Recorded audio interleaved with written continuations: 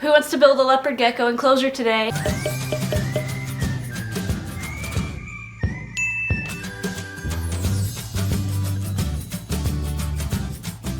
Hi guys, it's Taylor with Pets in a Pod, and today we're going to be building a leopard gecko enclosure. A little disclaimer, obviously I've already started. This is actually the background of the thing, so it's laying on its back right now. But anyway, I have a really bad habit of intending to film something from start to finish and then just being like in the spur of the moment mood of like, I need to foam this up right now, or like I need to carve this right now, and then I end up like losing steps. So I am forcing myself to film. Also, this is probably not the best idea because it is 95 out and I'm in the garage, so there's gonna be like noises and I'm already hot and kind of sweaty. Okay, so as I said, this is the background of the enclosure. The enclosure I bought is a Carolina Customs cages enclosure. It's the prettiest thing I've ever seen and I've loved working with it so far. If you want one, I made a video on me assembling this too so you can see it. So basically what we missed out on is the background, and I'm going to show you how I'm making the background because we didn't lose too many steps. So basically what I did is I spray foam the whole back, and what I mean by spray foam is this stuff. So you can use this great stuff, but as you can see, it's yellow. You can kind of see the yellow coming out more over here. So it does come out yellow, and then there's a great stuff called Pawd and Stone, and that one is black. I know that one is more preferred by pet keepers because it's black, so it's easier to hide, as well as it being meant for ponds, so it's more water resistant. But the yellow foam is a little cheaper, and I've always used the yellow foam and had no issues. As long as you cover everything up, it works just as good in my opinion. Put on this spray nozzle and you just spray wherever you want a background, and the foam expands, so it's going to be kind of like a thin layer, but it'll puff up over time. So I just sprayed it all across the background. I sprayed it a little extra here and here, and that's why you're seeing these shelves kind of jutting out here. Once it's expanded and dried, you're going to carve it. I carved mine with a knife, and basically you literally just like cut pieces off and you slice it. And the reason is when it dries, it kind of has a slick surface to it. And so you carve it up, so now it becomes really porous, as you can see. There's a lot of like little holes and nooks. That's because if you're doing a silicone background, which we're not, but if you do a silicone background, it just helps stick things together.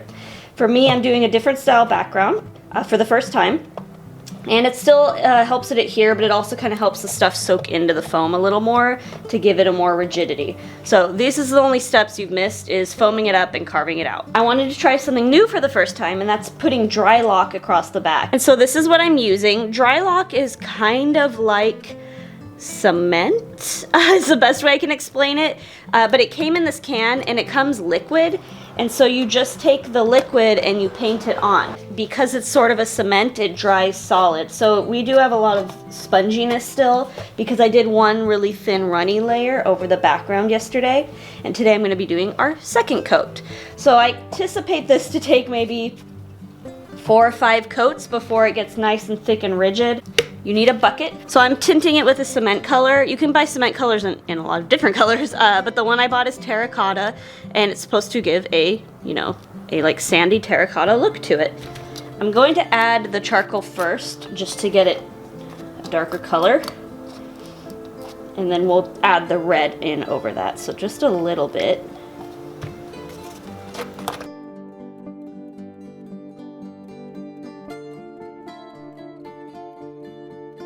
That's what it looks like now. So it's a lot darker than yesterday. It does say on the directions that it darkens as it dries, but I don't think so.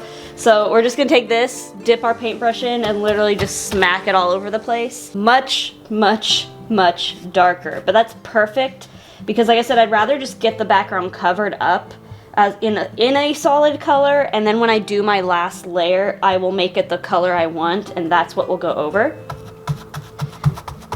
And I will film when I do the last layer just so you could see it, because there's one more thing you do. So I'll see you when we do the last layer. Bye guys! So this is my 4th and final layer. I kind of started it. As you can see, it is a different color than last time. There's also sand and crevices. So I'm doing the same thing this layer that I did last layer. I'm just kind of repeating it. But basically what I did is now I'm mixing it up more so to the color I want. And now I'm really pressing it on, and once it's dry, I'm throwing sand into it. And that just, one, provides some grit, so especially this is meant for a leopard gecko. so that way the leopard gecko has some traction when it is climbing around. But secondly, it makes it a little more natural, so it's not just, you know, kind of smoothly carved out foam.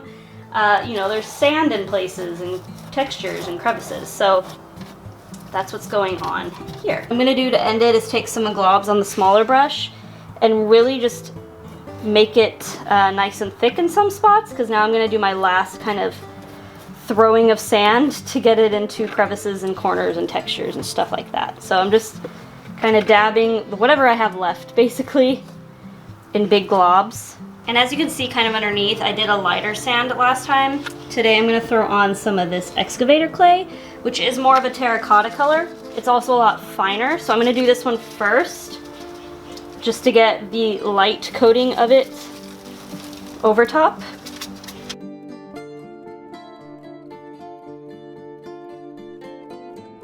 It looks brown on the camera, but as you can see by my hand, it does have a reddish tone. And then this is the sand I used last time. It's just regular, it's like aquarium sand mixed with hardware sand, mixed with a whole bunch of other stuff. So I'm just putting this in between, just to get it in possibly wherever else it did not get covered before.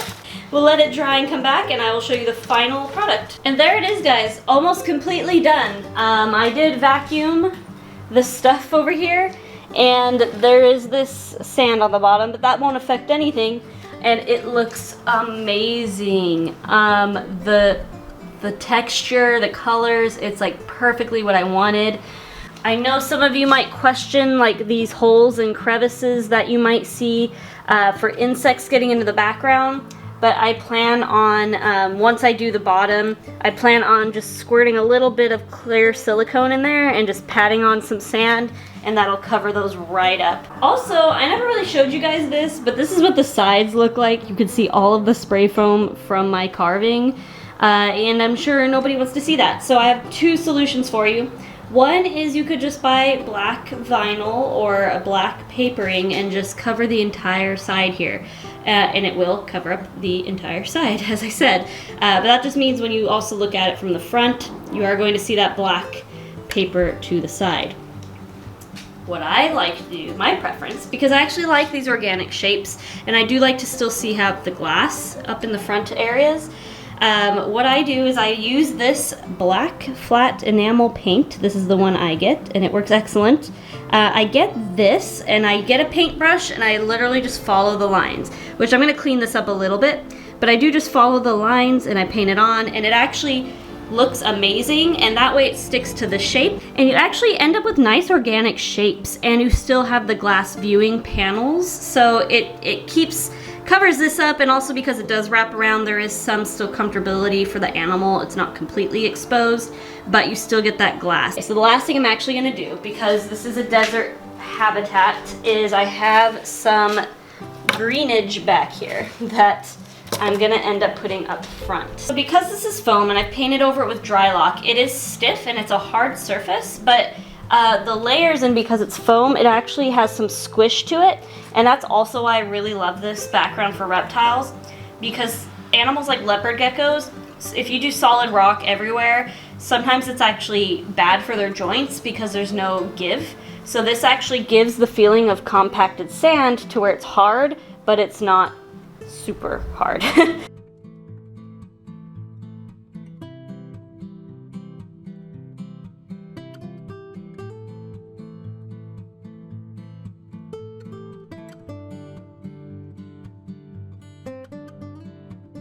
And there you have it, a background for a desert species. You could do this for a larger animal, like a bearded dragon, of course, or a leopard gecko. There's all kinds of desert geckos out there and desert animals, but I love the texture of this. It's very strong. You don't have to seal it in any way. You can dye it whatever color you want. It comes out amazing, and like I said, it provides a hard background. This is the first desert background I've done. I'm used to doing tropical, and oh my gosh, this is such a nice, pleasant change. And I love the plants, give it such a great touch.